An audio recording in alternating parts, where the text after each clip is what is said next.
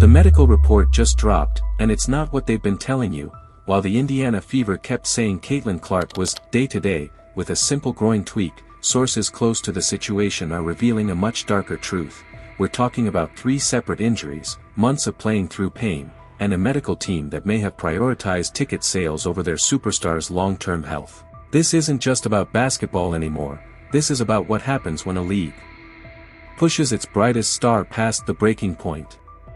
Let's cut through the PR spin and get to what really happened. Clark didn't just hurt her groin once, she's been battling a cascade of injuries that started back in June with a left quad strain that knocked her out for 3 weeks, then came the left groin injury that sidelined her for 2 more weeks. Now she's dealing with a right groin issue that's kept her off the court for weeks with no return date in sight. That's not bad luck.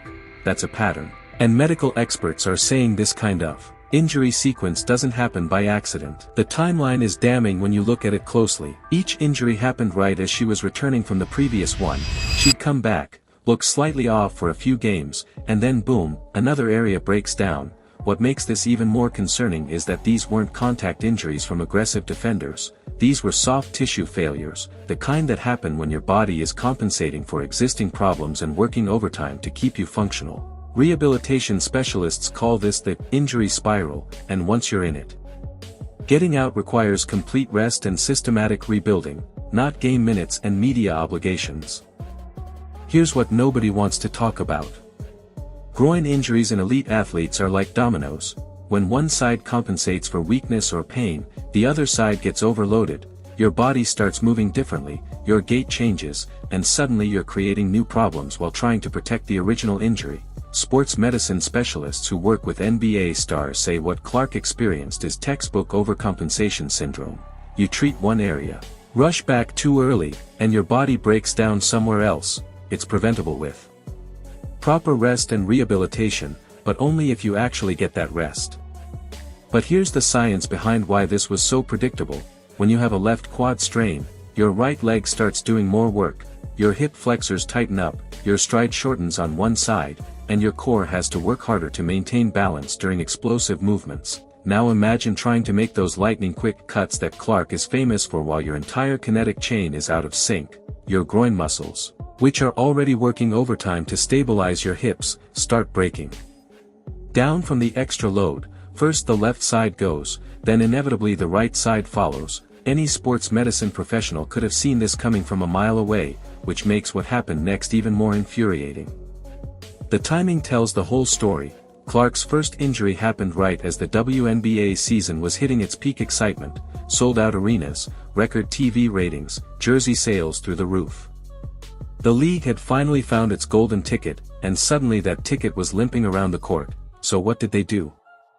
They played her anyway, even when she was clearly moving differently, even when you could see her favoring one leg, even when she admitted she wasn't feeling like herself. The pressure to keep their biggest draw on the court was apparently stronger than the medical advice to let her heal.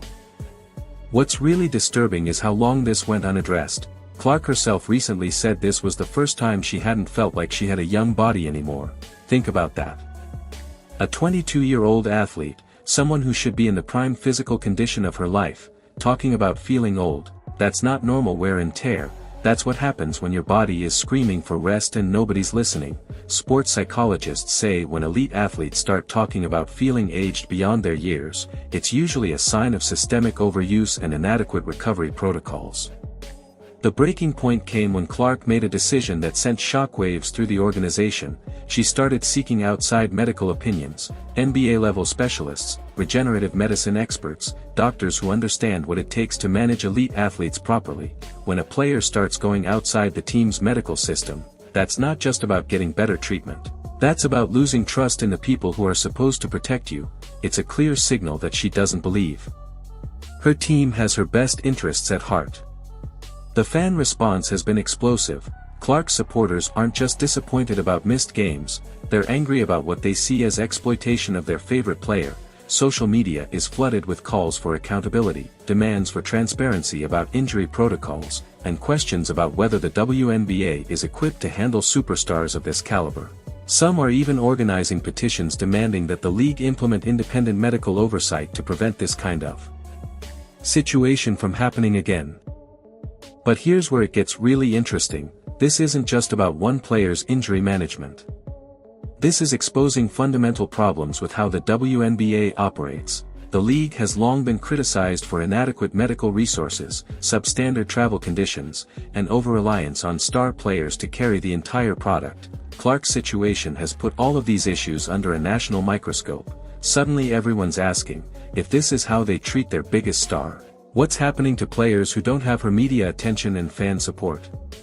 The league is now facing a credibility crisis. They spent months building Clark up as the face of women's basketball, selling her as the player who would elevate the entire sport, but when she needed protection most, when her body was breaking down from the pressure they placed on her, the system failed. Industry insiders are saying this could be a watershed moment for player empowerment in the WNBA. Clark has the platform, the support, and now the motivation to demand changes that go far beyond her individual situation. What makes this even more significant is that Clark isn't just recovering from injuries, she's rebuilding her entire support system. Reports suggest she's assembled a team of specialists, agents, and advisors who are focused on her long-term career management, not just getting her back on the court for the next game.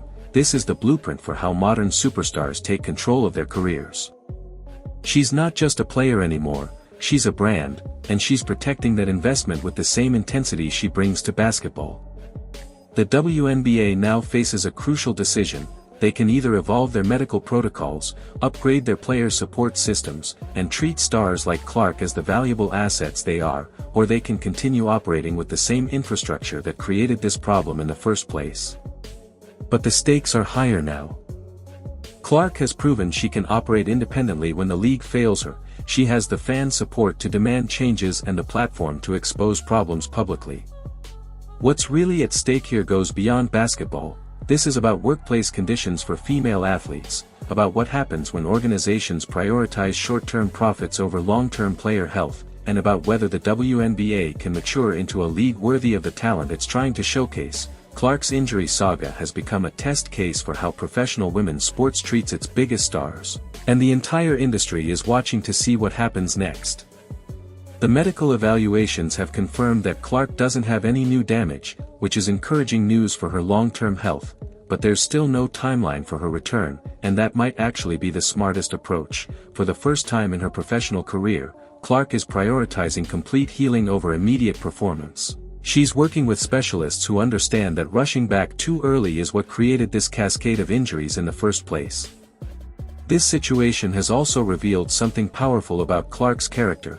She's not just complaining about poor treatment or demanding special privileges.